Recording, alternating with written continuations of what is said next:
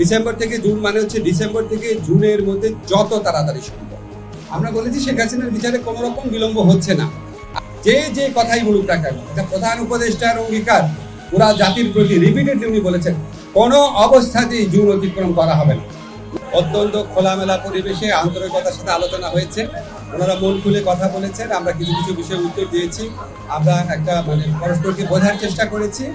ওনারা যেমন কিছু বিষয়ে কথা বলেছেন যে আমাদের অন্তর্বর্তীকালীন সরকারের কিছু কিছু সিদ্ধান্ত নেওয়া হয়েছে যেটা বিএনপির প্রতিকূলে গেছে। আমরা আবার উদাহরণ দিয়েছি যে অনেক সিদ্ধান্ত আছে যেটা বিএনপির অনুকূলে গেছে। তারপর ওনারা বলেছেন যে রাজনৈতিক হয়রানিমূলক মামলা প্রত্যাহারে বিলম্ব হচ্ছে।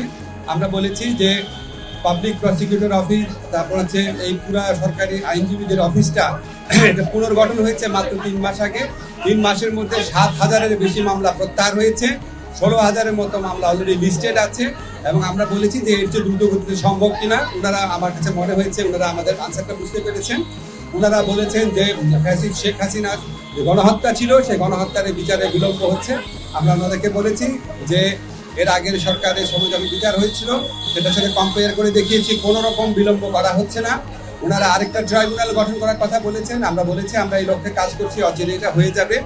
ওনারা বলেছেন যে বিএনপি বাংলাদেশে গত 15 বছর যাবৎ নিরবচ্ছিন্নভাবে নির্যাতিত হয়েছে। অবশ্যই আমরা সেটার প্রতি শ্রদ্ধাবোধ দেখিয়েছি এবং এটা অবশ্যই ওনারা কারেক্টলি বলেছেন। ওনারা বলেছেন যে ওনারা যে দলের যে সংস্কার ভাবনা যেটা এটা বহু পুরানা, ওনারা সবসময় সংস্কারপন্থী দল, আমরা এটা এগ্রি করেছি। অবশ্যই বিএনপি সবসময় সংস্কারের কথা বলেছে।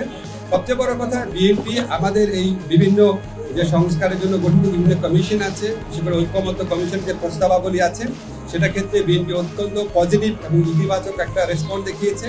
তারা বলেছে যে তারা এই 2-3 দিনের মধ্যে ঐক্যমত্য কমিশনের সাথে মিটিংয়ে বসছে এবং অধিকাংশ সংস্কার প্রস্তাবের সাথে তারা ঐক্যমত পোষণ করে এবং জুলাই চার্টার খুব দ্রুত প্রণীত হয়ে যাবে, এটা তারাও আমাদেরকে আশ্বাস দিয়েছে। আমাদের কাছে মনে হয়েছে বিএনপি সংস্কারের ব্যাপারে অত্যন্ত আন্তরিক। একটা ব্যাপার নিয়ে একটুখানি আপনার ভিন্ন মত হতে পারে, সেটা হচ্ছে ওনারা যেটা বলেছেন সত্যি যে ওনারা বলেছেন যে ডিসেম্বরের মধ্যে ইলেকশন ভালো হয় এবং আমরা এখানে বলেছি এবং ওনারা বলেছেন যে আমাদের কথাবার্তার মধ্যে কিছু অস্পষ্টতা থাকে, কেউ কেউ আমাদের সরকারের কোনো কোনো উপদেষ্টা অন্যরকম কথা বলেন।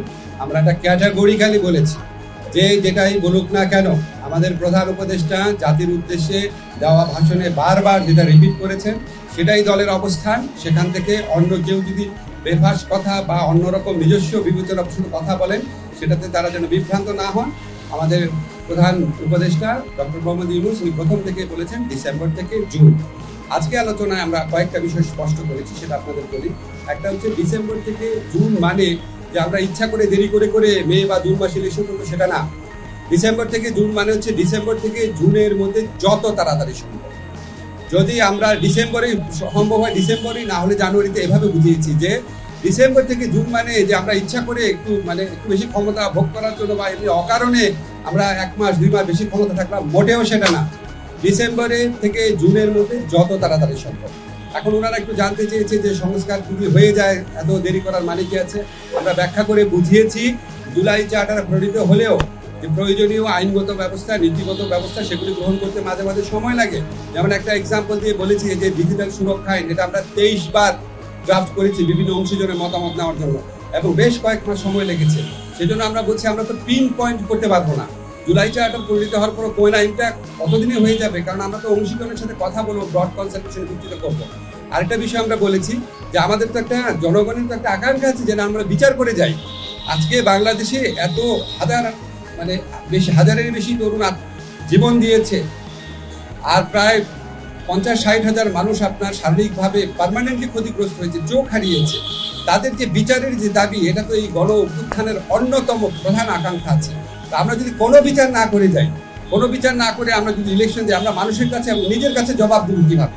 ফলে শুধু ইলেকশনটা সংস্কার, নির্বাচন, ইলেকশনের ব্যাপারটা সংস্কার, বিচার এবং আমাদের সরকারের গৃহীত কিছু পদক্ষেপের উপর নির্ভর করে। এই জন্যই ডিসেম্বর থেকে জুন টাইমলাইনটা বলা হয়। কিন্তু আমরা ক্যাটাগরিক্যালি বলেছি এটা কোনোভাবেই জুনের বেশি যাবে না।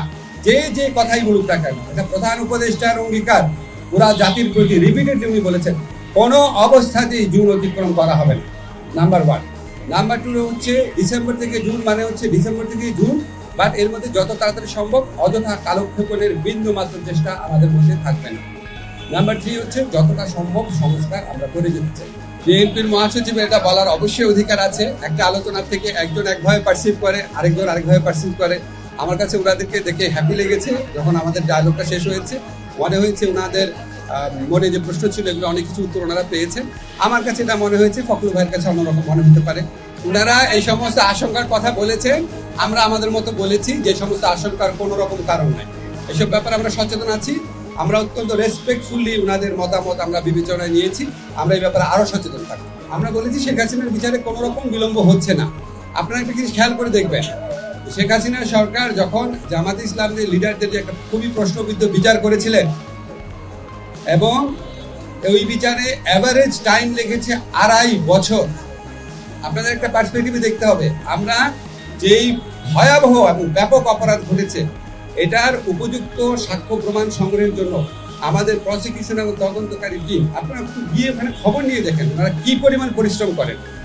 এবং আমাদের পক্ষ থেকে, সরকারের পক্ষ থেকে যা চাওয়া হয়, যেদিন চাওয়া হয়, গাড়ি লাগবে, তারপর ডিভাইস লাগবে, তদন্তকারী বেশি লাগবে, প্রসিকিউশন টিম বেশি লাগবে, যা চাওয়া হয় আমরা সর্বোচ্চ প্রায়োরিটি দিয়ে ওনাদেরকে হেল্প করি। এবং আপনাদের মনে রাখতে হবে, আমাদের এই ট্রাইব্যুনালটা কিন্তু এই সরকার আসার সাথে সাথে গঠিত হয় না। আমাদের বিল্ডিংও ছিল না, নতুন বিচারক নিয়োগ করতে হয়েছে, প্রসিকিউটর নিয়োগ করতে হয়েছে। ওনারা অভিযোগ করেছেন, আমরা যখন যুক্তিগুলো দিয়েছি তখন ওনারা আর কোনো কথা বলেন নাই। তো আমরা ধরে নিয়েছি আমাদের কথাটা ওনারা বুঝতে পেরেছে। আমার এটা নিয়ে তো রোড ম্যাপটা ঘোষণা করতে কতদিন টাইম লাগতে পারে এটা কোনো আলোচনা হয়নি। এটা আমাদের প্রধান উপদেষ্টা সিদ্ধান্ত নেবেন। তবে আপনারা একটা জিনিস জানেন যে নির্বাচনের মানে এমনি আপনি যদি শিডিউল বা আগের নির্বাচনের যদি প্যাটার্ন দেখেন তাহলে আপনার শিডিউল ঘোষণা করার পর মোটামুটি 60 ডেজ দিলেই হয়। সেই হিসাবে যখন আমরা নির্বাচন করবো তার অন্তত 2 মাস আগে আমাদেরকে রোড ম্যাপটা ঘোষণা করতে হবে। কোনো দূরত্ব তৈরি হয় নাই। আপনি আমার প্রশ্ন উত্তর আমি দিলাম, তো আপনার কাছে মনে উনি ফখরুল ভাই এসে বলেছেন ওনার সন্তুষ্ট না। আমরা আলোচনার শেষ প্রান্তে আলোচনাকালে আমাদের কাছে মনে হয়েছে আমাদের অনেক ব্যাপারে ব্যাখ্যা ওনারা বুঝতে পেরেছে।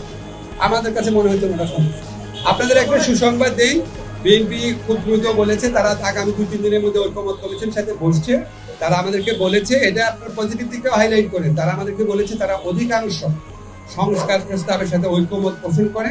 বিকজ সংস্কার করার দীর্ঘ ঐতিহ্য বিএনপি রয়েছে এবং আমরা স্বীকার করি, আমরা এটা রেসপেক্ট করি। এবং এটাও বলেছে বিএনপি যে জুলাই চার্টার যেটা এটা খুব দ্রুত হয়ে যাবে। জুলাই চার্টার হয়ে গেলে নিশ্চয়ই এটা নির্বাচনকে ত্বরান্বিত করার ক্ষেত্রে একটা ভূমিকা রাখতে পারে।